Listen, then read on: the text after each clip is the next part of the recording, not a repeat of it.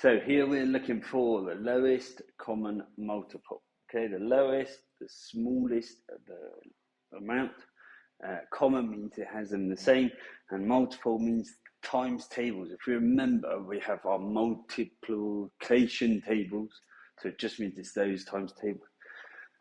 Very simple. What we're going to do is we're going to get each one and we're going to write out the first 5 times tables of each one. Okay, and then we're going to see if we can identify which ones are in common. We could write out all 10, but hopefully we get to a point where we don't need to write out that many. But watch. So 5, 10, 15, 20, 25. Now I'm going to stop there. And then I go on to 9. 9, 18, 27, 36, 45. Now, what I do is I'm going to try to look, are there any in common? Are there any that match in the two?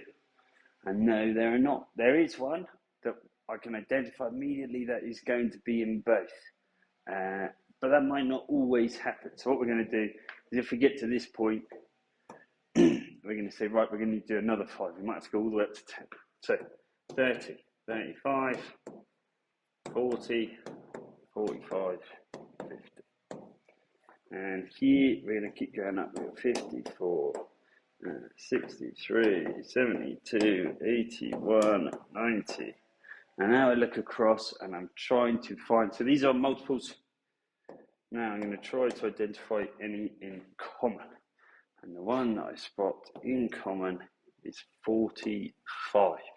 Now, when we did this early, when we were just 5 in, we may have spotted the 45 and said, that has to be in the 5 times table.